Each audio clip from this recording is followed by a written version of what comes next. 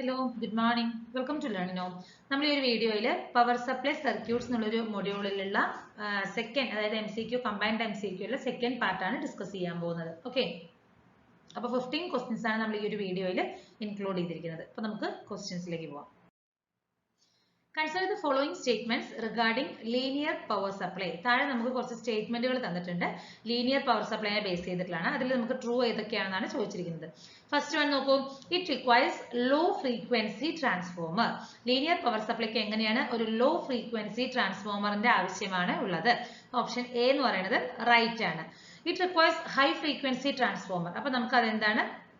It's A wrong statement. കാരണം നമുക്കൊരു low frequency ആണെന്ന് നമ്മൾ ആദ്യം തന്നെ പറഞ്ഞിരുന്നു. സോ ഹൈ ഫ്രീക്വൻസി എന്ന് പറയുന്നത് ഒരു റോങ് ആൻസർ ആണ്. അടുത്തത്, transistor works in the active region. അപ്പൊ ലീനിയർ പവർ സപ്ലൈയിൽ ട്രാൻസിസ്റ്റർ ഏത് റീജിയനിലാണ് വർക്ക് ചെയ്യുന്നത്? It's in the active region. So option 1 ഉം 3 ഉം ആണ് നമുക്ക് റൈറ്റ് ആയിട്ട് തന്നിരിക്കുന്നത്. Here option C is the right answer. 1 and 3 are the correct statements. Okay, അപ്പൊ ഒരു ലീനിയർ പവർ സപ്ലൈയുടെ ഫീച്ചേഴ്സ് നോക്കുകയാണെങ്കിൽ it requires a step down low frequency transformer. Step down എന്ന് പറഞ്ഞാൽ എന്താണ്? നമ്മൾ ഇൻപുട്ട് കൊടുക്കുന്നതിനേക്കാൾ കുറഞ്ഞൊരു ഔട്ട്പുട്ട് ആയിരിക്കും നമുക്ക് കിട്ടേണ്ടത്. അതാണ് സ്റ്റെപ്പ് ഡൗൺ എന്ന് പറയുന്നത്. ഒരു ലോ ഫ്രീക്വൻസി ട്രാൻസ്ഫോമർ ആണ് വേണ്ടത്. അതുപോലെ തന്നെ ഇറ്റ് ഹാസ് ഹൈ ഇൻപുട്ട് വോൾട്ടേജും അതുപോലെ തന്നെ ഫ്രീക്വൻസിയും രണ്ടും തന്നെ ഹൈ ആണ്. അതുപോലെ തന്നെ required and voltage across the load എന്ന് പറയുന്നത് does not vary ആണ്. ഓക്കെ, അതായത് ആ ഒരു വോൾട്ടേജ് ലോഡിന് അക്രോസ് ആയിട്ട് വരുന്ന വോൾട്ടേജ് നമുക്ക് വേരി അല്ല. അതുപോലെ തന്നെ ഒരു ട്രാൻസിസ്റ്റർ എന്ന് പറയുന്നത് ഓപ്പറേറ്റ് ചെയ്യുന്നത് ഒരു ആക്റ്റീവ് റീജിയനിലാണ്. ഓക്കെ, ആക്റ്റീവ് റീജിയൻ എന്ന് പറയുന്നത് ഓൾറെഡി ലീനിയർ റീജിയൻ എന്നുള്ള ഒരു പേരിലും കൂടി അറിയപ്പെടുന്നുണ്ട്. അതുകൊണ്ട് തന്നെ നമുക്ക് ആ ട്രാൻസിസ്റ്റർ ആ ഒരു റീജിയനിൽ ഒരു ആംപ്ലിഫയർ ആയിട്ട് വർക്ക് ചെയ്യുകയാണ് ചെയ്യുന്നത്. ഓക്കെ, അപ്പൊ ഇതൊക്കെയാണ് നമുക്കൊരു ലീനിയർ പവർ സപ്ലൈയുടെ ഫീച്ചേഴ്സ് എന്ന് പറയുന്നത്. അടുത്തൊരു ക്വസ്റ്റ്യൻ നോക്കൂ. A DC voltage supply provides 60 volt when the output is unloaded. When connected to the load, the output drops to 56 volt. Value of regulation is. അപ്പോൾ ഒരു അൺലോഡഡ് കണ്ടീഷനിൽ നമുക്ക് ഔട്ട്പുട്ട് വോൾട്ടേജ് 60 വോൾട്ടും ഒരു ലോഡഡ് കണ്ടീഷനിൽ നമുക്ക് എത്രയാണ് വന്നിരിക്കുന്നത്? 56 ആണ് വന്നിരിക്കുന്നത്. സോ അങ്ങനെയാണെങ്കിൽ ആ ഒരു DC വോൾട്ടേജ് അവിടെ വരുന്ന നമുക്ക് റെഗുലേഷൻ എത്രയാണെന്നാണ് ചോദിച്ചിരിക്കുന്നത്. ഓക്കെ, ഓപ്ഷൻ സി ആണ് റൈറ്റ് ആൻസർ. 7.1% ആണ് നമുക്ക് വരുന്ന വോൾട്ടേജ് റെഗുലേഷൻ എന്ന് പറയുന്നത്. നമുക്ക് എങ്ങനെയാണ് ഇത് കാൽക്കുലേഷൻ നോക്കൂ. നോ ലോഡ് വോൾട്ടേജ് നമുക്കറിയാം എത്രയാണ് തന്നിരിക്കുന്നത്? 60 ആണ്. ഫുൾ ലോഡ് അത് നമുക്ക് തന്നിരിക്കുന്നത് 56 ആണ്. വോൾട്ടേജ് റെഗുലേഷനുള്ള ഇക്വേഷൻ ആണ് V no load minus V full load by V full load ആണ്. ഓക്കെ, ചില കേസസിൽ ചില പർട്ടിക്കുലർ ഡിവൈസസുകൾ കാൽക്കുലേറ്റ് ചെയ്യുമ്പോൾ V no load minus V full load by V no load എന്നും കൊടുക്കാറുണ്ട്. ഓക്കെ, പക്ഷെ ഈ ഒരു കേസിൽ നമ്മൾ യൂസ് ചെയ്യുന്നത് ഡിനോമിനേറ്ററിൽ ഫുൾ ലോഡ് ആണ്. So voltage regulation is equal to 60 minus 56 divided by 56 ആണ്. നമുക്ക് കാൽക്കുലേറ്റ് ചെയ്യേണ്ടത് പെർസെന്റേജ് ആണ് അല്ലെ. പെർസെന്റേജ് എന്ന് പറയുമ്പോൾ എന്താ ചെയ്യേണ്ടത്? ജസ്റ്റ് ഇൻറ്റു 100 ആണ് നമുക്ക് കൊടുക്കേണ്ടത്. അപ്പൊ നോക്കൂ, 60 മൈനസ് 56 ബൈ 56 എന്ന് പറയുന്നത് എനിക്ക് എത്ര വരുന്നത്? 7.14% ആണ് നമുക്ക് വരുന്ന വോൾട്ടേജ് റെഗുലേഷൻ എന്ന് പറയുന്നത്. Okay, which is not considered as linear voltage regulator. താഴെ നമുക്ക് കുറച്ച് വോൾട്ടേജ് റെഗുലേറ്റേഴ്സ് തന്നിട്ടുണ്ട്. അതിൽ ലീനിയർ വോൾട്ടേജ് റെഗുലേറ്റർ അല്ലാത്തത് ഏതാണെന്നാണ് ചോദിച്ചിരിക്കുന്നത്. ഓപ്ഷൻസ് എന്തൊക്കെയാണ്? Adjustable voltage regulator, series voltage regulator, shunt voltage regulator, switching voltage regulator. Switching voltage regulator എന്ന് പറയുന്നത് it's not a type of linear voltage regulator. The above three, that is adjustable voltage regulator, series voltage regulator and shunt voltage regulators are the types of linear voltage regulator, whereas the switching regulator is not a type of linear voltage regulator.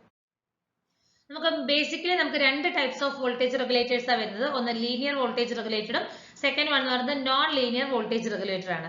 Switching voltage റെഗുലേറ്ററിൽ ഏതൊക്കെയാണ് വരുന്നത്? Step up വരുന്നുണ്ട്, step down വരുന്നുണ്ട്, inverter voltage regulator വരുന്നുണ്ട്. എന്നാൽ linear voltage റെഗുലേറ്ററിൽ ഏതൊക്കെയാണ് വരുന്നത്? സീരീസും വരുന്നുണ്ട്, ഷണ്ടും വരുന്നുണ്ട്. ഷണ്ടിന്റെ വേറൊരു പേരാണ് അഡ്ജസ്റ്റബിൾ വോൾട്ടേജ് റെഗുലേറ്റർ എന്ന് പറയുന്നത്. ഓക്കെ, അപ്പൊ നമുക്ക് ഓപ്ഷനിൽ സ്വിച്ചിങ് വോൾട്ടേജ് റെഗുലേറ്റർ എന്ന് പറയുന്നത് ഒരു type of linear voltage regulator അല്ല. Okay, which of the following is not a part of regulated power supply? നമുക്ക് regulated power supplyയുടെ കുറച്ച് പാർട്സുകളാണ് താഴെ നമുക്ക് ഓപ്ഷൻസിൽ തന്നിരിക്കുന്നത്. അതിൽ regulated power supplyയുടെ പാർട്ട് അല്ലാത്തത് ഏതാണെന്നാണ് ചോദിച്ചിരിക്കുന്നത്. റെക്ടിഫയർ നമുക്ക് ആവശ്യമുണ്ട്, ഫിൽറ്റർ വരുന്നുണ്ട്, ഓസിലേഷൻസ് നമുക്ക് വരുന്നില്ല. ഓസിലേറ്റേഴ്സ് എന്ന് പറയുന്നത് it's not a part. Okay, റെഗുലേറ്ററും വരുന്നുണ്ട്. സോ ഓപ്ഷൻ സി ആണ് നമുക്ക് ഒരു ലീനിയർ റെഗുലേറ്റർ അല്ലെങ്കിൽ ഒരു റെഗുലേറ്റഡ് പവർ സപ്ലൈയുടെ പാർട്ട് അല്ല എന്നുള്ള രീതിയിൽ തന്നിരിക്കുന്ന ഓപ്ഷൻ. ഓക്കെ, അപ്പൊ അതിനൊരു ബേസിക് ബിൽഡിംഗ് ബ്ലോക്ക് ഡയഗ്രാം നോക്കും നമുക്ക്. ഇതാണ് നമുക്കൊരു ലീനിയർ പവർ സപ്ലൈയുടെ റെഗുലേറ്റഡ് പവർ സപ്ലൈയുടെ ബ്ലോക്ക് ഡയഗ്രാം എന്ന് പറയുന്നത്. ഇനിഷ്യലി നമ്മളൊരു AC ലൈനിൽ നിന്ന് ഒരു ഇൻപുട്ട് കൊടുക്കുന്നുണ്ട്. ഓക്കെ, സോ ഇവിടെ നോക്കൂ, ട്രാൻസ്ഫോമർ ആണ് നമുക്ക് വരുന്നത്. ട്രാൻസ്ഫോമർ നമുക്ക് വരുന്നുണ്ട്, പിന്നെ ഒരു റെക്ടിഫയർ വരുന്നുണ്ട്, ദെൻ ഒരു ഫിൽറ്റർ വരുന്നുണ്ട്, ഒരു റെഗുലേറ്റർ വരുന്നുണ്ട്, finally it has A load ഉണ്ട് അല്ലെ. അപ്പൊ ഇവിടെ നമുക്ക് ഈ ഒരു കേസസിലൊന്നും നമുക്ക് ഓസിലേറ്റർ എന്ന് പറഞ്ഞിട്ടൊരു ടേം നമുക്ക് യൂസ് ചെയ്യുന്നില്ല.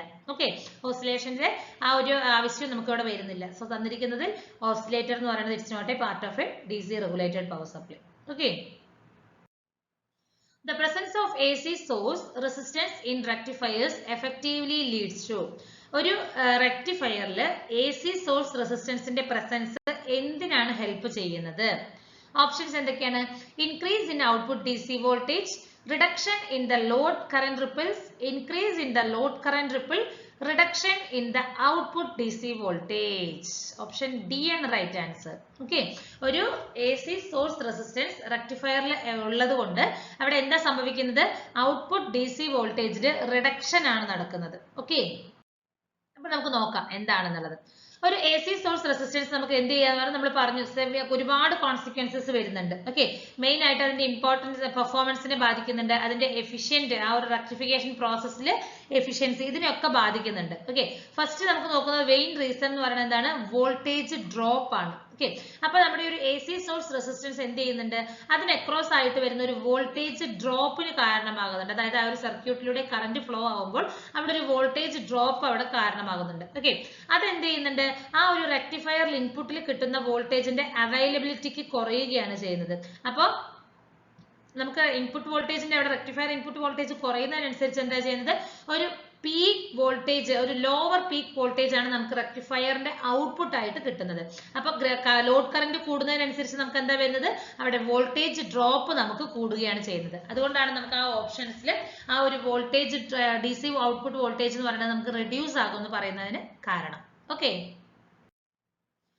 അടുത്തൊരു question. While finding the various factors of single phase diode rectifier, the transformer utilization factor of a half wave rectifier, ഒരു ഹാഫ് വേവ് റെക്ടിഫയറിന്റെ ട്രാൻസ്ഫോമർ യൂട്ടിലൈസേഷൻ ഫാക്ടർ എത്രയാണെന്നാണ് ചോദിച്ചിരിക്കുന്നത്. ഓപ്ഷൻ സി 0.286 ആണ് നമുക്ക് വരുന്ന ഒരു ഹാഫ് വേവ് റെക്ടിഫയറിന്റെ ട്രാൻസ്ഫോമർ യൂട്ടിലൈസേഷൻ ഫാക്ടർ എന്ന് പറയുന്നത്. ഓക്കെ, അപ്പൊ എന്താണ് TUF നമുക്ക് നോക്കാം. അപ്പൊ ട്രാൻസ്ഫോമർ യൂട്ടിലൈസേഷൻ ഫാക്ടർ എന്ന് പറയുന്നത് ഒരു റെക്ടിഫയർ സർക്യൂട്ടിന്റെ ആ ഒരു മെറിറ്റിന്റെ മെഷർമെന്റ് ആണെന്ന് പറയാം. That is it is defined as the ratio of the DC power output to the transformer. ഒരു ട്രാൻസ്ഫോമറിലേക്ക് കൊടുക്കുന്ന DC പവർ ഔട്ട്പുട്ടും അതുപോലെ തന്നെ വോൾട്ട് ആംപിയർ റേറ്റിംഗ്, ആ ഒരു സെക്കൻഡറി വൈറ്റനിങ്ങിന് ആവശ്യമായി വരുന്ന വോൾട്ട് ആംപിയർ റേറ്റിംഗിന്റെയും തമ്മിലുള്ള ഒരു റേഷ്യോനെയാണ് നമ്മൾ എന്തെന്ന് പറയുന്നത്? ട്രാൻസ്ഫോമർ യൂട്ടിലൈസേഷൻ ഫാക്ടർ എന്ന് പറയുന്നത്. ഓക്കെ, അപ്പൊ അത് കാൽക്കുലേറ്റ് ചെയ്യാൻ നമുക്ക് എന്ത് ചെയ്യാം? DC power output divided by effective volt ampere of transformer. Okay, ഒരു DC പവർ ഔട്ട്പുട്ട് ബൈ നമ്മൾ റേഷ്യോ ആണെന്ന് പറഞ്ഞിരുന്നു അല്ലെ. So DC power output divided by effective VA of the transformer that can be represented by the letter K, that is equal to PDC, DC power output by voltage ampere of secondary എന്ന് പറഞ്ഞു. അതുകൊണ്ടാണ് ഞാൻ letters S denote ചെയ്തിരിക്കുന്നത് ഇവിടെ. Okay, VS IS ആണ് വരുന്നത്. Okay, അപ്പൊ ഒരു ഹാഫ് വേവ് റെക്ടിഫയറിന്റെ ട്രാൻസ്ഫോമർ യൂട്ടിലൈസേഷൻ ഫാക്ടർ എന്ന് പറയുന്നത് 28.6 ആണ്. ഓക്കെ, അത് പെർസെന്റേജിലാണ്, അല്ലാതെ നമ്മൾ നോർമൽ പറയുകയാണെങ്കിൽ എത്ര വരുന്നത്? 0.286 ആണ് വരുന്നത്. ഓക്കെ, എന്നാൽ ഒരു full wave centre tapped rectifier ആണെങ്കിൽ 57.2% ആണ് TUF വരുന്നത്. whereas for a full wave bridge rectifierന്റെ എത്രയാണ്? 81% ആണ് നമുക്ക് കിട്ടുന്നത്. ഓക്കെ, അടുത്തൊരു ക്വസ്റ്റ്യൻ ആണ്. Calculate the rectification efficiency of a half wave rectifier if input power to the rectifier is 180 watt and power obtained is 80 watt. നമുക്ക് input പവറും output പവറും തന്നിട്ടുണ്ട്. റെക്ടിഫിക്കേഷൻ എഫിഷ്യൻസി ആണ് ചോദിച്ചിരിക്കുന്നത് ഒരു ഹാഫ് വേവ് റെക്ടിഫയറിന്റെ. ഓക്കെ, ഓപ്ഷൻ എ ആണ് right answer. 44.44% ആണ് നമുക്ക് കിട്ടുന്നത്. അപ്പൊ നമുക്ക് നോക്കാം എഫിഷ്യൻസി കാൽക്കുലേറ്റ് ചെയ്യുന്നതിനുള്ള ഒരു ഇക്വേഷൻ എന്താണ്? Output power by input power ആണ് അല്ലെ. P0 എന്ന് പറഞ്ഞാൽ ഔട്ട്പുട്ട് പവർ ആണ്, PI എന്ന് പറയുന്നത് ഇൻപുട്ട് പവർ ആണ്. നമുക്ക് തന്നിട്ടുണ്ട് ഇൻപുട്ട് പവർ 180 വാട്ടും തന്നിട്ടുണ്ട്, ഔട്ട്പുട്ട് പവർ എന്ന് പറയുന്നത് എത്രയാണ് 80 വാട്ടും ആണ് തന്നിരിക്കുന്നത്.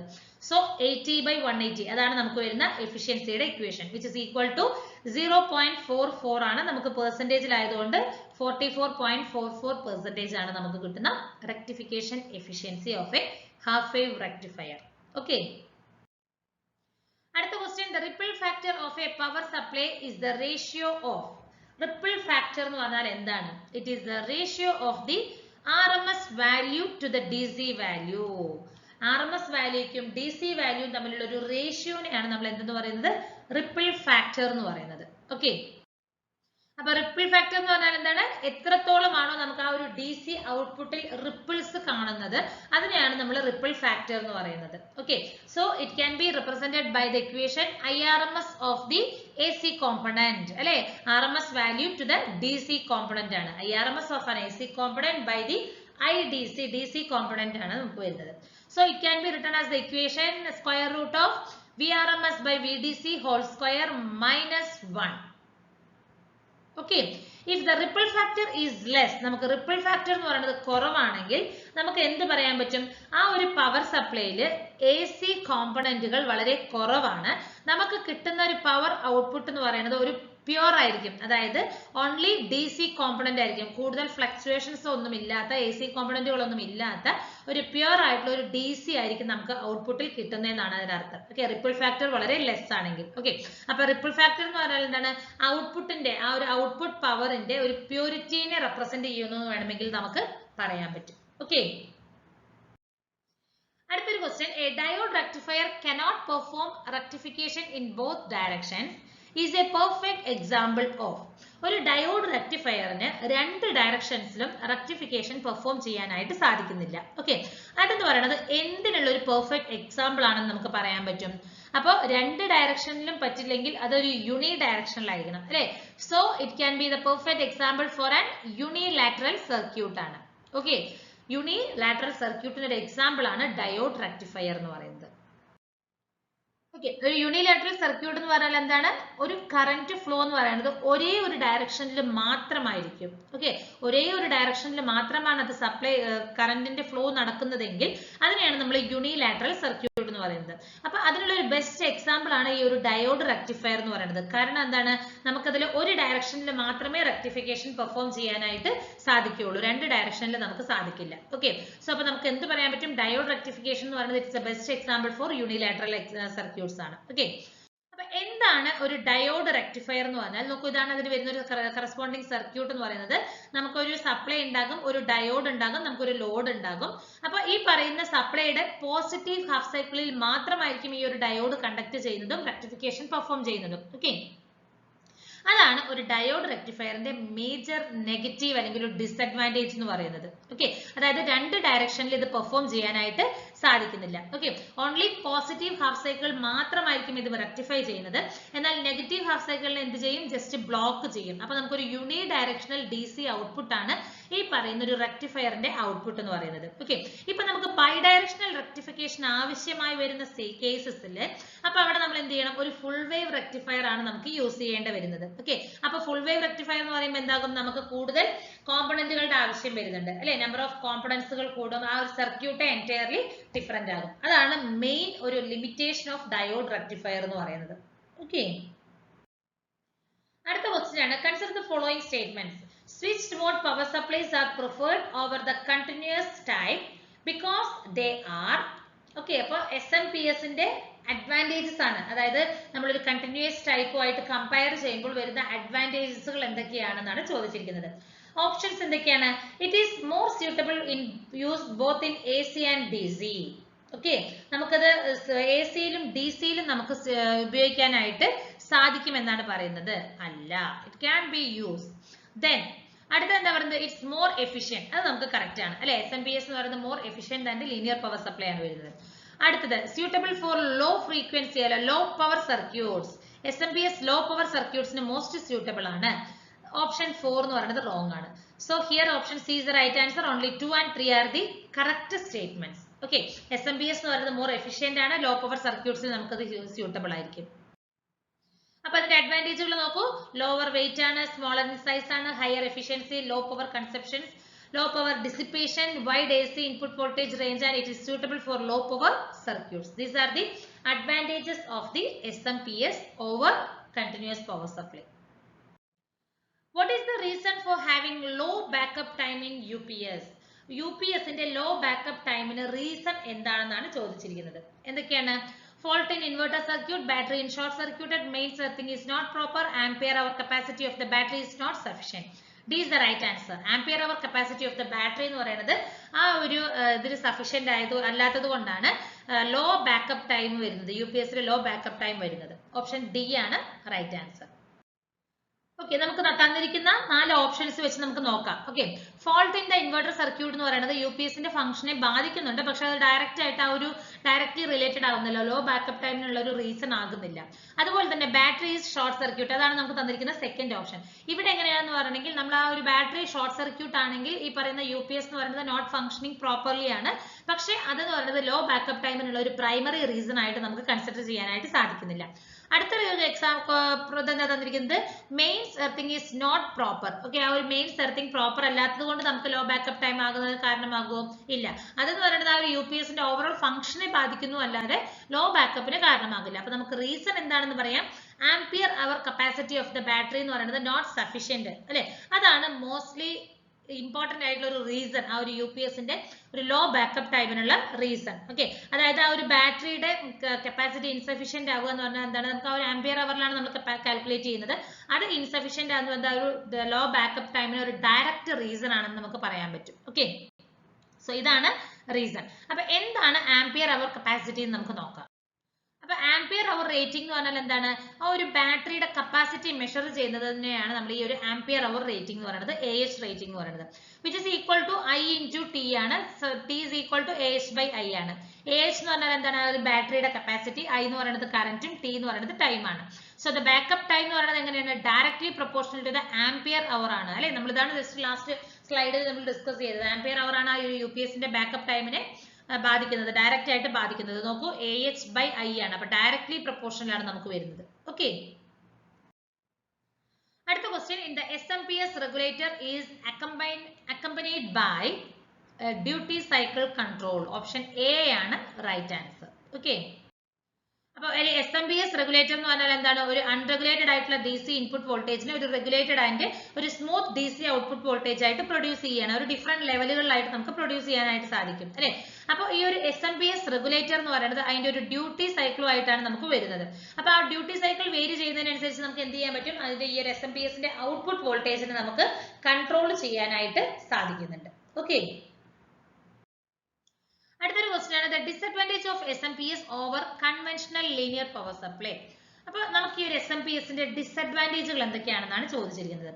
ലോ എഫിഷ്യൻസി അല്ല, ഹൈ എഫിഷ്യൻസി ആണ് വരുന്നത്. ഇറ്റ്സ് ബൾക്കി കോമ്പണൻസ്, അതൊരു ബൾക്കി കോമ്പണൻസുകൾ അല്ല SMPS എന്ന് പറയുന്നത്. Generate strong electromagnetic interference field, that's an disadvantage of SMPS.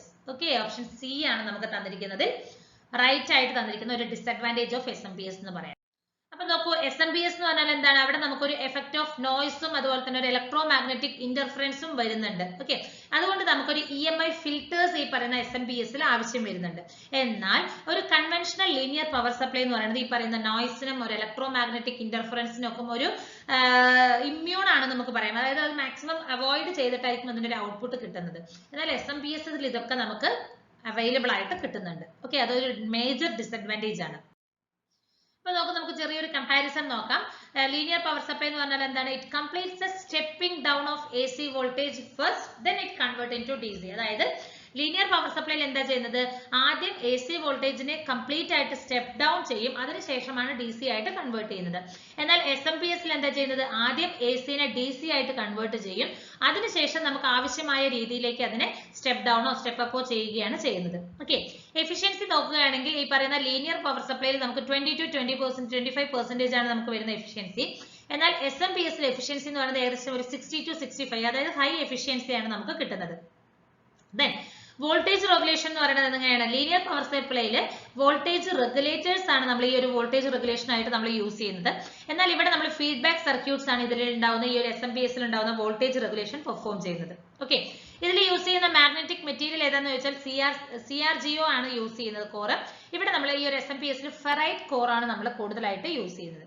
Wait നോക്കുമ്പോൾ ലീനിയർ പവർ സപ്ലൈ ആണ് കൂടുതൽ ബൾക്കി എന്ന് പറയുന്നത്. എന്നാൽ ലീനിയർ പവർ സപ്ലൈനെ കമ്പയർ ചെയ്യുമ്പോൾ ലെസ് ബൾക്കിയാണ് നമുക്ക് ഈ ഒരു SMPS എന്ന് പറയുന്നത്. ഓക്കെ, അടുത്തൊരു ക്വസ്റ്റ്യൻ നോക്കൂ. Which of the following statement is incorrect for SMPS? താഴെ തന്നിരിക്കുന്നതിൽ SMPS നെ ബേസ് ചെയ്തിട്ട് ഇൻകറക്റ്റ് ആയിട്ട് തന്നിരിക്കുന്ന സ്റ്റേറ്റ്മെന്റ് ഏതാണെന്നാണ് ചോദിച്ചിരിക്കുന്നത്.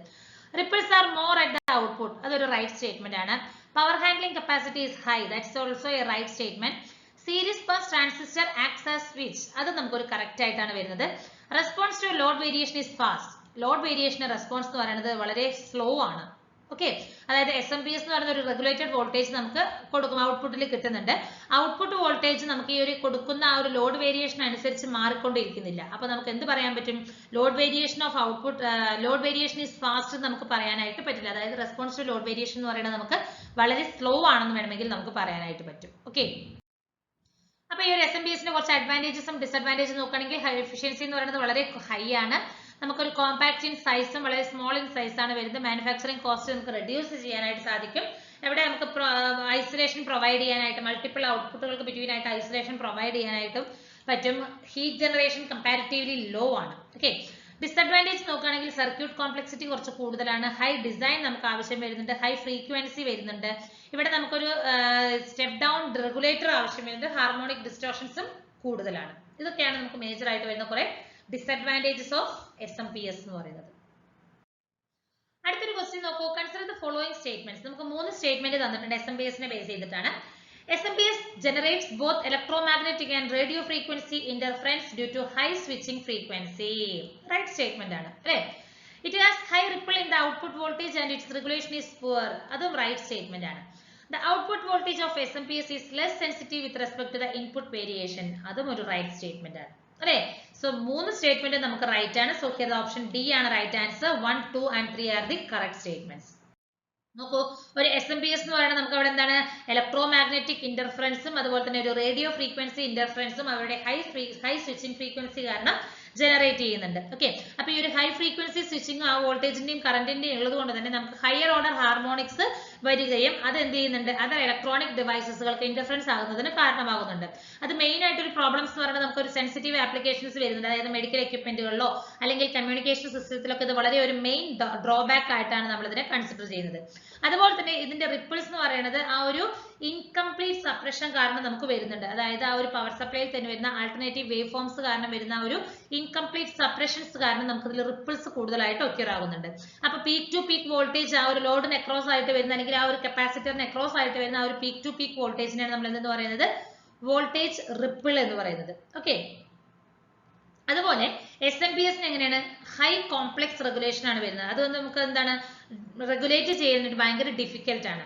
അതുപോലെ SMPS എന്ന് പറയുന്നത് വളരെ ഇൻപുട്ട് ലോഡ് വേരിയേഷൻസിന് വളരെ ലെസ് സെൻസിറ്റീവ് ആണ്. ഓക്കെ, അതായത് അവിടെ എന്തെങ്കിലും വേരിയേഷൻസ് വന്നാൽ നമുക്ക് ഔട്ട്പുട്ടിൽ പെട്ടെന്ന് അത് നമുക്ക് കിട്ടുന്നില്ല എന്നാണ് നമുക്ക് പറയുന്നത്. ഓക്കെ, അപ്പൊ ഇത്രയാണ് നമുക്ക് ഈ ഒരു വീഡിയോയിൽ പവർ സപ്ലൈസ് എന്ന് പറഞ്ഞിട്ടുള്ള ആ ഒരു പവർ സർക്യൂട്ട് സപ്ലൈസ് എന്ന് പറഞ്ഞിട്ടുള്ള ആ ഒരു മൊഡ്യൂളിനെ കുറിച്ച് നമുക്ക് ഡിസ്കസ് ചെയ്യാനുള്ളത്. Thank you.